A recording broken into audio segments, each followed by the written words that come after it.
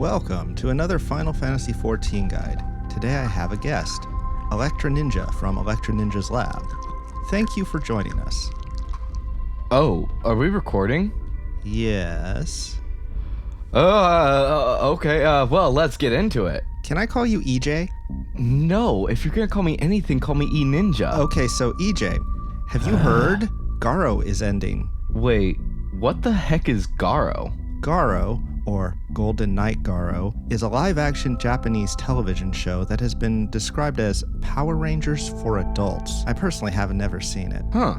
That sounds like something I would enjoy, but what does it have to do with Final Fantasy? Yeah, it's an in-game event. Many people forgot it was still going on. I saw it mentioned on a list of events about a year ago, and I just assumed it was over. It has, however, been going on all this time. Oh, here it is. The Garo collaboration event has been active for about 2 years, consists mainly of grinding PvP content to collect various items themed after the TV show. The event will be removed from the game in patch 5.1. Shadowbringers 5.0 is set to release on July 2nd. 5.1 will probably be about 4 months after that. Why should you care about this? Well, the biggest draw to this event is probably the 3 flying metallic horse mounts. There is a lot of gear to collect, including 8 unique armor sets, several with gender variants, 13 unique weapons, and an invisible shield. An invisible shield? Yes, paladins get an invisible shield that can be used to hide their shield. Are you sure? Yes. Have you seen it? Anyway, there are also various accessories that really aren't worth the trouble. 14 titles and a slew of achievement points. In the process, you will probably acquire multiple PvP ranks and achievements, and you will probably gain a few levels since PvP does give experience. You will also gain some tomestones of poetics. And a great big sense of accomplishment. Anyway, The walkthrough. Unlike almost every other in-game event, there is no lead-in quest to get you started and no storyline to follow. The only indication that the event is active is the presence of 2 NPCs, the disreputable priest in the Wolf's Den, and a gold saucer attendant at the Gold Saucer. Just to be clear, not this gold saucer attendant, nor this gold saucer attendant, this gold saucer attendant. Yes, the one that says prize claim. This one also says prize claim. Okay, the girl Makote in the bunny tights. Are you happy? You're a girl, Makote! Anyway, the main requirement for this event is to have at least one of the applicable jobs at level 60, which means any job introduced before Stormblood. To answer the question, can you do this event on a trial account? The answer is pretty much no, since you can only get to level 35 on a trial account. Also, you will need to unlock PvP duties. If you have not done this, I have a guide on how to do it. Link in the description. You will then need to decide which job you want to PvP on. You said peon. This is not World of Warcraft. This can be the same as the level 60 job or any other job you want to level up, except Blue Mage, or any job you are comfortable with in PvP. If you haven't done any PvP, you might want to head over to the Wolf's Den and practice on the dummies there. Your abilities work very differently in PvP. Did you just call me a dummy? Look at the picture. That's in post. Anyway, PvP until you have 18,000 wolf marks, and purchase a full set of gear for your level 60 job from the priest. A full set includes weapon, head, body, legs, hands, and feet. If you are a paladin, you will also need the shield. The invisible shield? I don't know, I haven't seen it. The paladin sword and shield together cost the same as any other weapon, so no extra charge there. Also, ignore accessories and belts. They are not needed. With your full set equipped, talk to the priest and select the option, receive a new title. If you don't have the full set, she will tell you it's not what she's looking for. If you have what she's looking for, a short cutscene will play and you will get an achievement and a title. Select this title. Now the real grind begins. No, dude, you need to sound more menacing. Like this. Now the real grind begins. Anyway, the key to getting mounts is winning in PvP battles with your Garo title active. And you must win. Probably the easiest of these achievements is winning 10 frontline or rival wings. This is for the silver horse, Ginja? It's Ginga. When you win 30 feasts, you earn the golden horse, Goten. It's Goten. The good news is these both count towards the final one, which requires 60 total wins. You earn the black horse, Raigyo? Who had it right the first time. After you finish any of these, you can go to Jonathas, the Master of the Rolls, in Old Gridania to collect your mounts. Select Accept Achievement Rewards, and then PvP, and there you have it. So while you're grinding away to get these mounts, you will be gaining more wolf marks. What should you do with these? Purchase more sets, of course! As you complete them, you can present yourself to the priest for more titles. If you acquire all 13 titles, you will become the Makai Master! Wait, what's with all the ones here in the script? Anyway, Grinding. I'm sure you surmised that this requires a lot of grinding. Don't worry, there are still a few months before 5.1 and the end of the event, so just relax and work on it regularly. Do the daily challenge frontline under the Duty Roulette tab regularly for 1,000 marks whether you win or lose. The challenge log has a PvP section which can reward up to 6,000 marks weekly. If you're doing rival wings. You get some marks no matter how well you do as long as you complete the battle. Since there are 3 teams in frontlines, there is a second place, but only first place counts as a win for the mounts. If queue time seems too long, try different times of the day to see what the prime time for PvP is on your data center. These can change from day to day. Yes, feast training matches count for mount achievements, and often have shorter queue times. Try a different role in feasts. Like dungeons, tanks and healers often have a shorter queue, but be prepared to fulfill that role. It can be difficult. You can switch jobs in frontlines, so don't show up with the Makai Scholar title if you really don't want to heal. People may ask you to switch. Losing happens. It's not a big deal. If you don't know what to do what the others say or follow a group. Eventually you'll get a good group that will win. Ignore toxic jerks, just relax and have fun. But yell at your screen for a feast. The cap on marks is 20,000, so you might want to start purchasing pieces before you get 16,000, so you don't hit the cap and lose some marks. It is conceivable that you could get over 4,000 marks from a single frontline win if the stars align. Inconceivable! If you need to check your progress on the mount achievements, they are currently found in the PvP category, in the general subcategory, all the way down at the bottom. If you want to go for all the gear and titles, you will have to level all applicable jobs to 60.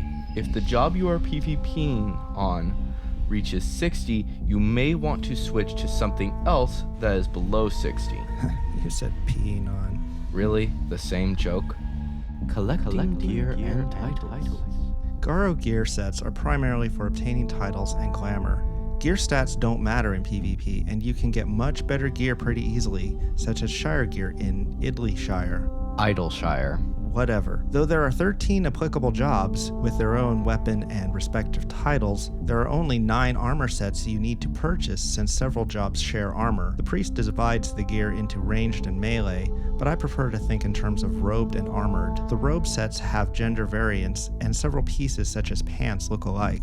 So if you get the full set for Bard and get your title, you only need to get the Machinist's weapon and present yourself again to get the Machinist title. The armored sets are not shared, but Dark Knight and Warrior armor are visually exactly the same. You still need to purchase each set for each title. Be careful when purchasing to get the correct items for each set. Check the set name and gender as you go. This game has a lot of titles. I have over 100 myself, and it can be hard to find a specific title if you aren't entirely sure what it is, and equipping an appropriate title is essential for this event. You can look up the achievements in the items category under the items subcategory about 3/4 of the way down. Look for achievements starting with Echoes of. In the title interface, you can sort by category and look in the items section for echoes of. What about all the other jobs? These jobs have no title or weapon available. Currently, Red Mage can use the caster armor and Samurai can use the monk set, but Blue Mage has been added to the caster set, but since it is capped at 50, it can't currently use it. It is unknown at this time what will happen with Dancer and Gunbreaker. Keep in mind, it doesn't matter which job you use in PvP, as long as you have a Garo title equipped.